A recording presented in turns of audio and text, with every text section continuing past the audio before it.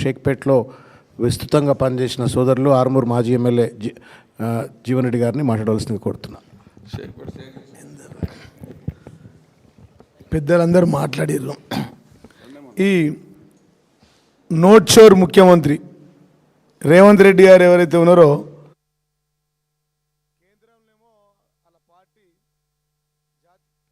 జాతీయ party, అక్కడనేమో Rahul Gandhi note షోర్ గురించి మాట్లాడతాడు.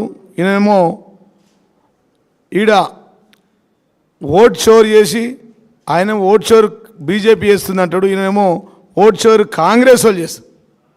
ఘోరం ఏంటంటే ఓట్ షోర్ చేసి ఓటుకు 5,000 రూపాయలు పెట్టి ఓపెన్గా కొనడం. ఈరోజు సాయంత్రం వరకు విచ్చలవిడిగా దేశ చరిత్రలో స్వాతంత్రం వచ్చినప్పటి నుంచి, నేను చూసినప్పటి నుంచి, నాకు తెలిసినప్పటి నుంచి అయితే ఇంత ఘోరమైన ఎన్నికలు ఎప్పుడు జరగలేవు.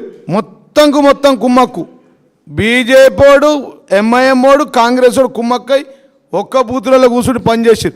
బీజేపీ వాళ్ళు ఎక్కడ కూడా ఆబ్జెక్షన్ చెప్పలేరు. మేము దాదాపుగా 20 కంప్లైంట్లు ఇచ్చినాం ఎలక్షన్ కమిషన్కు.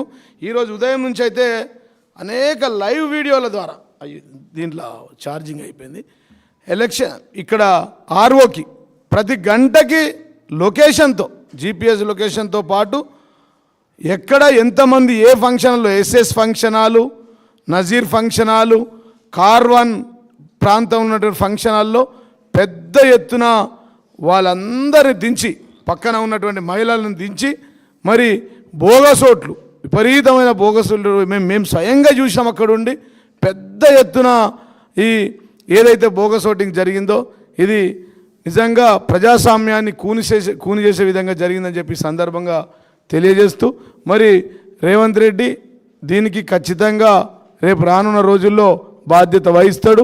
ఎలక్షన్ కమిషన్ అయితే మొత్తం కళ్ళు మూసుకున్నది. పోలీసు వాళ్ళు అయితే ఇక కాంగ్రెస్ కండువాలు వేసుకొని పనిచేసిరు.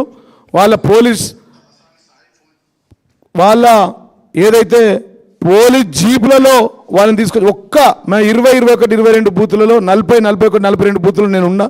ఒక్క పోలీస్ కూడా లేరు. పారామిలిటరీ దళాలు కూడా పెట్టాలని చెప్పినాం. 20 సార్లకు పైగా మరి శ్రావణ్ అన్న, మేము అందరం కలిసి, హరీష్ అన్న, అందరూ, కేటీఆర్ గారు కూడా కలిసి కంప్లైంట్లు ఇచ్చాను. ఎక్కడ కూడా ఒక చిన్న యాక్షన్ తీసుకోలేదు. కాబట్టి దీన్ని తీవ్రంగా ఖండిస్తూ ఉన్నాం. దీనికి బాధ్యత వహిస్తాడు మరి రేపొద్దున ఈ రాష్ట్ర ముఖ్యమంత్రి అని చెప్పి, ఈ నోట్ షోర్ ముఖ్యమంత్రిగా పర్మనెంట్గా ఉండబోతుందని చెప్పి సందర్భం తెలియజేస్తాం. Thank you.